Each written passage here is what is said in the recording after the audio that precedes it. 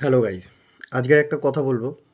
বিশেষ এবং খুব ইম্পর্ট্যান্ট একটা ভারতবর্ষের সবথেকে ভারতবর্ষ না, এটা ইন্টারন্যাশনাল একটা জব, নেটওয়ার্ক মার্কেটিং।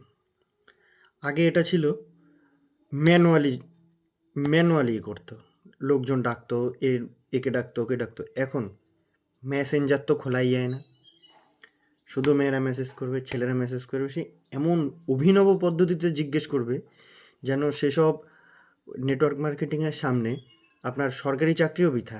নিজের দোকানপাট, নিজের যে কোনো কাজ, কোনো ভ্যালু নেই। নেটওয়ার্ক মার্কেটিংই সব। মাস গেলে চেক কত আসে ওদের কাছে? 1800 আপনি সরকারি চাকরি করবেন, ওরা এমনভাবে বুঝিয়ে দেবে যে সরকারি চাকরিও তাতে কিছু না। সরকারি চাকরির থেকেও বড় হলে গিয়ে নেটওয়ার্ক মার্কেটিং। জীবনটা বেশ ভালোই ছিল, ফেসবুক চালাচ্ছিলাম চুপচাপ, মেসেঞ্জারে কেউ মেসেজ করে না। হুট করে কেউ মেসেজ করবে, করে বলবে কেমন আছো, কী করো, কোথায় থাকো। বেশ ভালো কথা। যদি কোনো মেয়েরা করে তাহলে তো কোনো কথাই নেই, সঙ্গে সঙ্গে রিপ্লাই দেয়।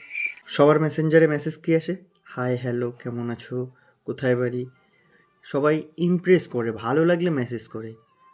আর আমার মেসেঞ্জারে দেখো কী আসে।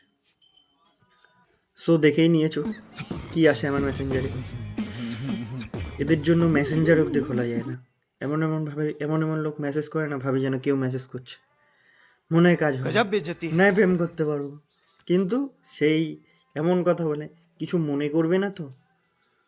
একটা ইম্পর্টেন্ট কথা ছিল, হোয়াটসঅ্যাপ নাম্বারটা দেবে, একটু কথা ছিল। কী কথা?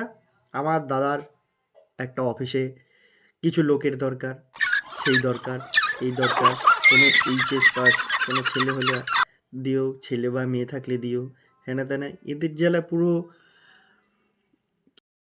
জানি অনেকে খিস্তি করবে, কিন্তু বাস্তব এটাই।